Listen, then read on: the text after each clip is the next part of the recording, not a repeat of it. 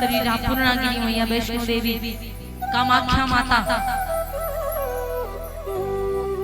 इतना सुंदर लीला अद्भुत है भगवान भोलेनाथ, अद्भुत है उनकी अर्धांगिनी सती। अगला जन्म इनका हिमाचल जी के यहाँ होता है, पार्वती जी बनते हैं। अगला जन्म हिमाचल जी के यहाँ हुआ। भोलेनाथ जी तब से तपस्या अभी तक कर रहे ते ही कारण हिमी गिर गिर जाए। जननी पार्वती तनु पाई, मैया पार्वती बनकर के आई।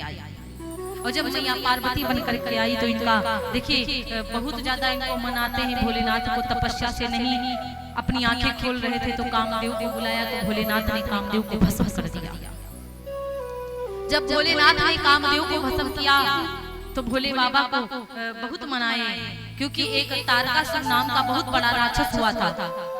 और तारकासुर राक्षस को कोई मारने वाला नहीं था। सारे देवता ब्रह्मा जी कहते हैं कि मारेगा तो भोले पार्वती जी का पुत्र कार्तिकेय जी मारेंगे, लेकिन भोलेनाथ पार्वती जी का विवाह नहीं होगा तो पुत्र कहां से अभी आएगा, तो इनका विवाह करवाना पड़ेगा। इसीलिए विवाह करवाने के लिए भोलेनाथ के पीछे देवता पड़ गए। भोलेनाथ ने कहा देखिए हम नहीं ऐसा करेंगे, एक बार विवाह किए तो इतना रोए हैं, अब दोबारा करेंगे तो फिर क्या होगा।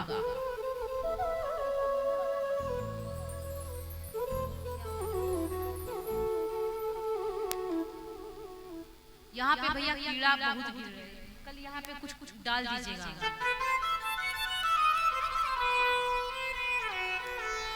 भोलेनाथ ने कहा एक बार विवाह किया हूं तो इतना तकलीफ उठाया, और दोबारा यदि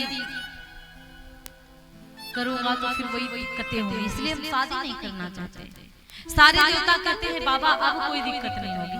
वो सती थी, जिद्दी थी, लेकिन अब पार्वती आई वो बढ़िया है, परीक्षा ले लीजिए। बोले कि ऐसे कैसे। नारद जी आए, नारद जी ने सती माता का हाथ देख लिया और नारद जी ने हिमाचल जी से कहा कि देखिए आपकी बेटी कोई साधारण बेटी नहीं हो, तो जगदम्बा है, जग जननी है, भवानी है, और इसका विवाह भी होगा तो अवघड़ पकड़ के साथ में होगा।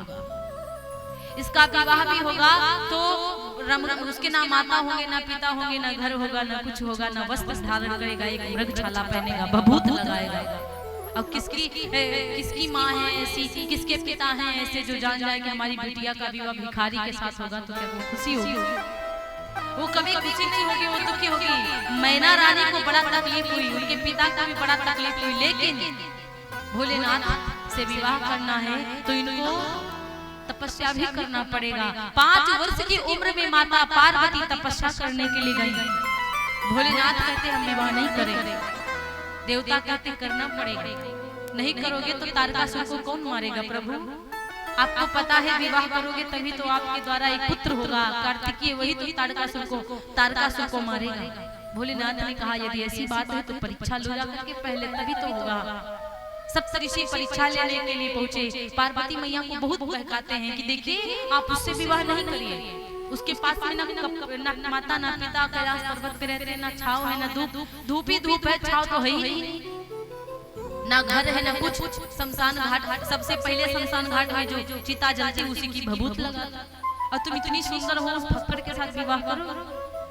अरे उसके साथ ना करो। और दूसरी बात इतना अजीब वो है ना कि गले में भी सर्प लटकते हैं, माथे पे भी चंद्रमा है। गौरा मैया ने कहा अरे तुमको क्या पता, हमको तो लाइट की भी जरूरत नहीं पड़ेगी, हमको तो लाइट की भी जरूरत नहीं, हमारे पति देवता वैसे उजाला लेके घूमेंगे। तो बोले अरे सप्तऋषियों ने बकाया, अरे देखिए वो ऐसा नहीं है, मतलब आप वो कह रही है कि सब आपके लिए अच्छा है, लेकिन मैं कह रहा हूँ वो अच्छे नहीं है, अवघड़ फटकड़ है, उनके संग विवाह मत करो। बोले वहां पे तो कुछ नहीं होगा, ठंडी प्लस के ऊपर गंगा और बह रही है, बर्फ के ऊपर पानी गिर जाए, समझ कैलाश पर्वत पे बर्फ ही तो है। तो पार्वती मैया कहती तब तो बहुत ही सुंदर बात, धूप तो मालूम ही नहीं रही, फिर काहे के लिए हमको बता रहे भाई? हम नहीं माने कि दुनिया से भोला भाला हमारे पति